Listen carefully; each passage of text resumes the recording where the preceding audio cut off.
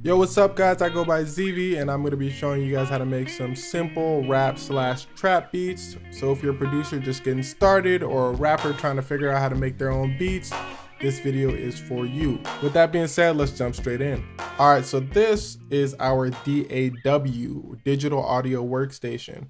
Alright, so you are going to need one of these to get started. The one I'm using is called Logic Pro X. There's others like FL Studios, Pro Tools, or a commonly known one like GarageBand. These all will run you about $200 or something like that. GarageBand is free. You also need some headphones and obviously a computer. If you're taking this real serious, then you also want to get a good set of studio monitors so you can hear your drums a little bit better. But if you're just starting out, headphones will work just fine. All right, so let's hear our beat.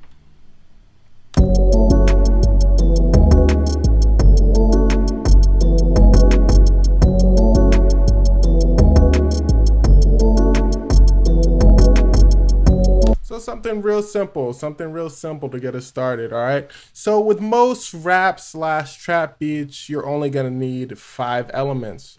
You need a main melody, right? Let's solo that out. All right, that's that main sound we hear throughout the track. You're gonna need claps, right?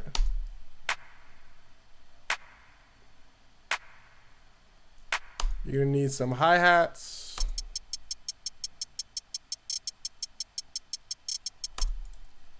You're gonna need some kicks. And you're gonna finally need some 808s for that boomy sound.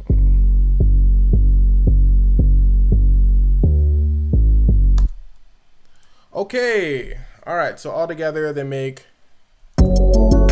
music. All right, so the next obvious question is, ZV, where do we get these sounds? So these sounds are called samples, and every producer you hear in the game are using samples, right? It makes beat making much easier. Samples are already pre-made sounds. All you're doing as a producer is putting them together to make some music. So this first main melody, like I showed you earlier, in fact, all these sounds, I didn't make them. I did not make them from scratch. I got them from a website and I put them together to make this song. Everyone uses samples. Kanye, Nick Mira, J. Cole, Russ, every producer you can think of uses samples. You can find samples anywhere. You can go on YouTube, you can get sounds from your favorite track, but those tend to lead to copyright issues. So what you want to do is you want to go to free sample websites, and I'm going to leave some links in the description below to get your sounds. I get my sound from Splice.com. I'm going to leave a link for that in the description too. And that is a paid service. That's about $8 a month. And they have a bunch of samples from famous producers. Now let's look at this beat and figure out how we got all these sounds together. If you want to work along, grab any sample. It does not have to be this specific sample. Anything will work. Okay. So we're going to start with just the main melody and the claps. All right. To get started with music, you are going to need the bare minimum of musical timing, and that's what I'm here for. So check this number out right here, 170 BPM. Your BPM is basically just telling you how fast the song is going. You got faster BPM tracks like Uzi songs, and you got slower BPM tracks, Frank Ocean. You also have songs that are in the middle, like Post Malone, 120 BPM. Frank Ocean songs, you get about 80 BPM, 85 BPM. Okay, Uzi will be up at like this range, 150, 170. The sample is usually going to have the BPM listed for you, like over here, also the key, but we're going to use that later. If the sample does not tell you the BPM, there are plugins on your DAW that should tell you the BPM, like right here, BPM counter. Okay, so let's throw our claps on there. So once we have our BPM lined up, our sample should fit very smoothly in these bars, okay? So this 1, this 2, this 3, this 4, these are all called bars. So our clap is gonna go on the 3rd beat of every bar. Uh-oh, that might sound a little bit confusing, but let's break it down, okay? I like to use pattern regions. Other people like to use MIDI regions to make their sounds. If that confuses you, then you might have to watch a video on how your DAW works and how to input sounds. So I'm gonna throw in a clap right here, and let's take a look up top. So checking out these lines up here, let's read out some numbers. So we got the 1, we got the 2, we got the 3, we got the 4. Those are the bars like we were mentioning earlier. And these things in between, right? These lines in between are the beats inside the bars. So like I said, for the claps, we're putting them on the 3rd beat of a bar. Let's actually make a MIDI region so we can see this a little bit more zoomed in for you guys. Remember, 3rd beat of a bar, boom, number 3. And we want to do that again for bar 2, right? We want to put it in the 3rd beat of that bar. We said 3rd beat, boom. Let's throw in another one for good measure right here. Right, bar 3, bam, another one, another one. That's gonna translate to up here, right? So if you're on Logic Pro X, hit Command R to duplicate that track, and that's gonna cover your whole length of the sample, okay? And let's take a listen. There's our clap right there. On the 3rd beat of every single bar, bars 1 through 8, it's on the 3rd beat. And by the way, how I choose these sounds is all by ear. That's when it comes to you making music, right? You listen to a sound and you go, oh, I like that one. I choose it. You don't have to overthink it. Now let's check out our hi-hats. Our hi-hats are gonna go on every single beat of every bar and every half of a beat of every bar. Let's take a look. That may sound confusing at first, but let's take a closer look. Remember, for the claps, we put it on every 3rd beat of every bar, right there. Every 3rd beat.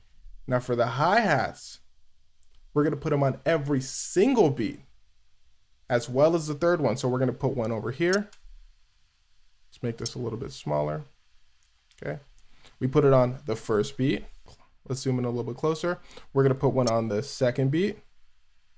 We're gonna put one on the 3rd beat and the 4th beat, so on and so forth. I'm gonna copy and paste it. Remember, Command R, Command R. We put it on every single beat. And remember, I said every half beat, but let's take a listen with every single beat first.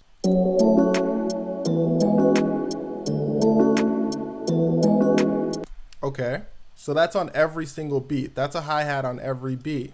Now let's put another hi-hat on a half beat, on every half beat. So every 1.5, every 2.5, every 3.5, every 4.5, and so on. Okay, so I'm gonna put it right here. So it's on the 1, the 1st beat, and the 1.5. It's on the 2nd beat and the 2nd beat and a half, right? So on and so forth, right? Okay. Let's copy and paste that through. Remember, Command R to copy and paste automatically. And let's take a listen to that.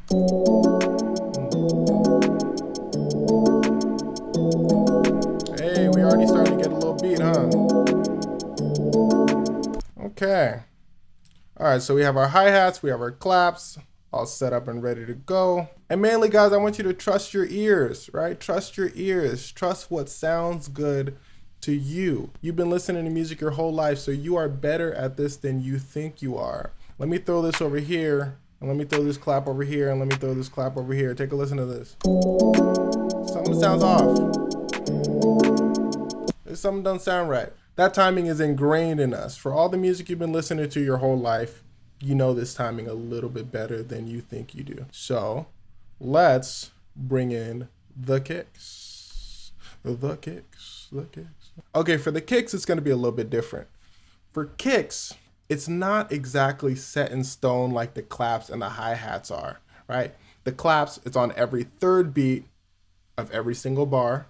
The hi-hats are on every single beat and every half of a beat of every bar.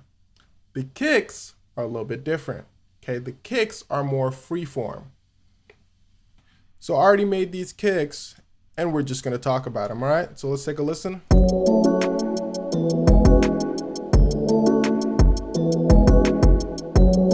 Okay, let's figure out why I put these kicks where I put these kicks. There is a little general rule you can follow with kicks. What people mainly do is put their kicks on the first division of every beat. We're going to talk about that in a second.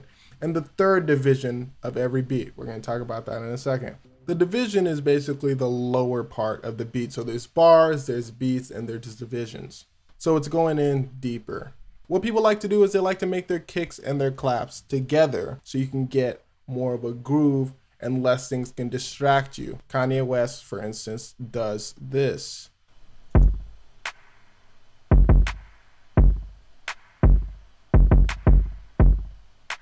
The claps can help you decide where you want to put your kicks, as well as the sample. The hi-hats are just there for flavor. I don't like to think too hard about my kicks. I like to just go and click, and that is what most producers do. So looking at bar 1, we only have one kick. We only have one kick on bar 1. As for bar 2, we have 2 kicks.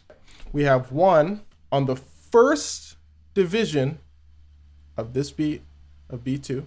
Remember, this is bar 2. This is beat 1, beat 2, beat 3, beat 4. And inside of beat 2, we have 4 other little tick marks. We have division 1 of beat 2 of bar 2. Hopefully that's not too confusing. We have division 2 of beat 2 of bar 2. Right? And so on. We have division 3 and we have division 4. Like I told you, most people like to put their kicks on division 1 and division 3 of anywhere you're putting them. So I can throw in another kick over here. Division 3 of bar 1. Division 3 of bar 1 and beat 1. Okay? I mean, that sounds pretty nice to me, but I didn't like it for this beat.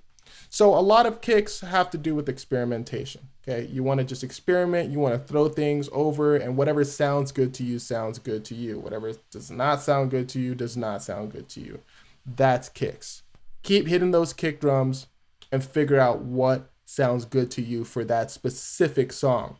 Every kick drum is most likely going to be different for every song. Now let's go on to the 808s. Okay, on the bright side, with the 808s, what most people do is they just take their kicks and they just copy them down, right? Copy and paste. If you guys have ever heard of Nick Muir, the guy who made Lucid Dreams and a lot of Juice WRLD's earlier hits, and I guess newer hits, this is what he does for almost every beat. You just take the kick, you move it down to the 808. That's the bright side. On the not so bright side, you are gonna need to know a little bit about melodies when making the 808. Most of the time I just bring the kick down, but for this song specifically, I threw in a little bit of flavor. I started with copying the kicks, right? And then I added 2 more 808s, as you can see over here. Let's zoom in a little bit closer. If we look down here, these are the kicks, right? This whole section down here, these are the kicks. This section up here, these are the 808s, okay? I added 2 more 808s right over here, right? So this kick and this 808 are together. I added 2 more 808s, right? This 808, this kick is together, and I left out an 808 there. I took out a kick here, left that 808 alone, and then for this ending part, I left out another 808 over here, right? Instead of matching it with the kick. That may sound a little bit confusing, but like I said, trust your ears. How I ended up with this is by listening to the song.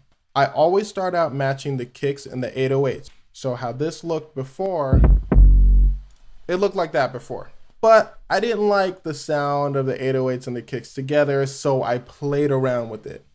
And that is a producer's job. You play around with things until you decide it does not suck, okay? And this may sound scary at first, but trust me, by your third beat, this is going to be like clockwork to you, because you're going to find out most things kind of have a rhythm to them, right? The claps and the hi-hats, like I told you, kind of have a rhythm to it. You're going to find regions where you like to put your kicks and where you like to put your 808s and where you don't.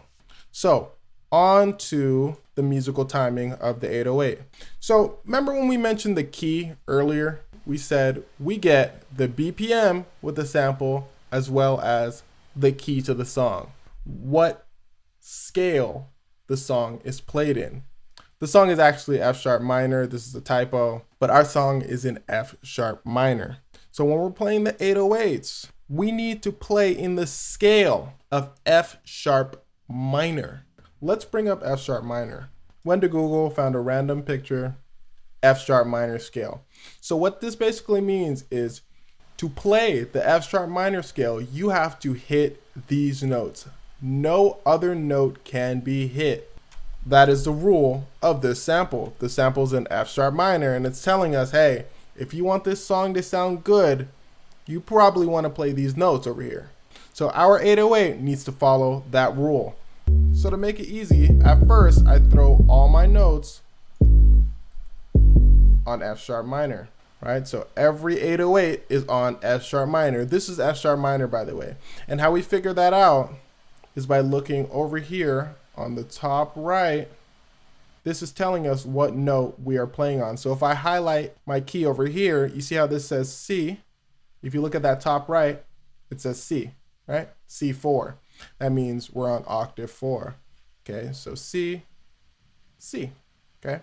We go down, we get B, go down, we get A sharp, we go down, we get A, G sharp, G, F sharp. Minor and major is a little different. We'll go in depth in another video, but as for right now, just know that whatever that first letter says, put your 808s there, right? If it said A, minor or major, throw it on the A. If it says B, minor or major, throw it on B. If it says B sharp minor, B sharp major, throw it on B sharp, okay? So we have F and we have F sharp, right? Little number sign. There's also flats, which is like a little B sign, but we'll go in more depth in another video. So for my 808s, right, we put them all on F sharp. Let's hear how that sounds.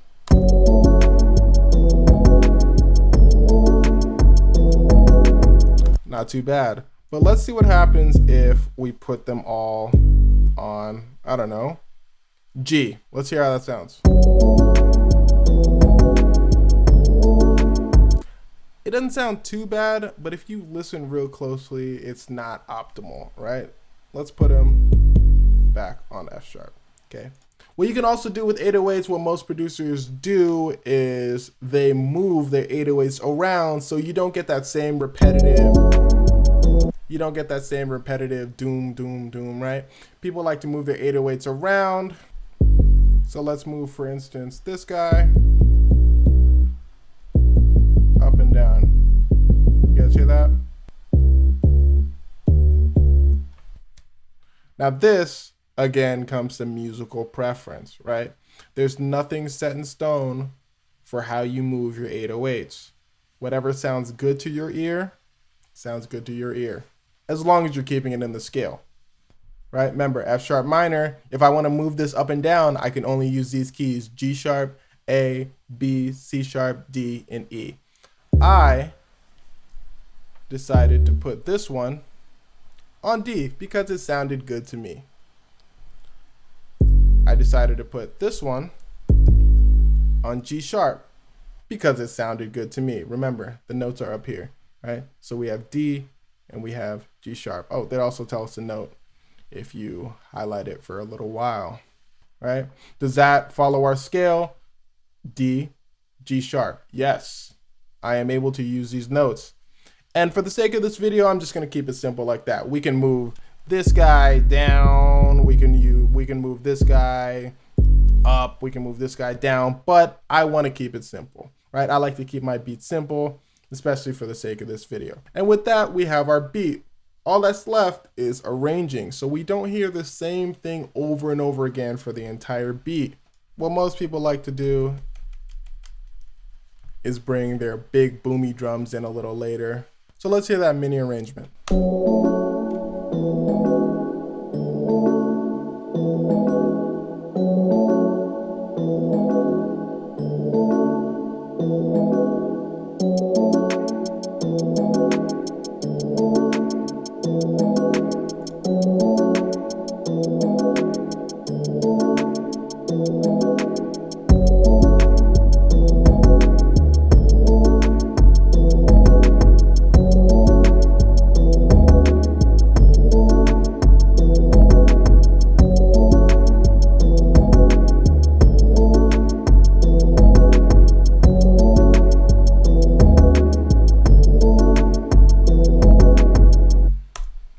And that's it for a super simple bare bones beat.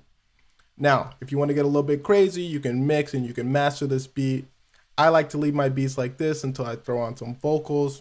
I just play with the volume a little bit, right? I thought the hi-hats were too high, so I brought them lower, brought the claps lower. Play with the volume so it sounds good to your ear. Added bonus for you guys. I'm going to show you guys how a beat sounds with a little more elements added. Added in 4 more elements for some flavor. I added some bells to complement the main melody.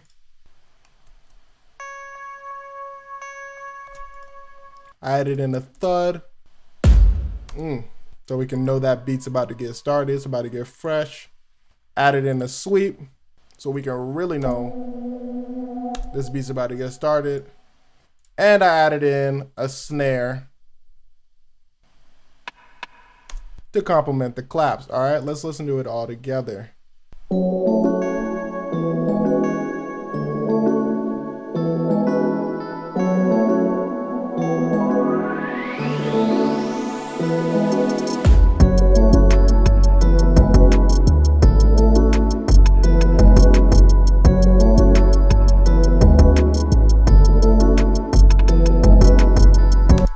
So that's what added elements can do. They add in more flavor, but you could just leave your beat with the basics and it'll be just fine. All right, that being said, that is the end of our video. If you found any of this helpful, leave a like, subscribe if you want to see more beginner-friendly videos. We're going to talk about auto-tune. We're going to talk about how to put your vocals on a track. We're going to talk about mixing. We're going to talk about mastering, talk about all that, right? Leave a comment if you want me to talk about anything specifically. Peace.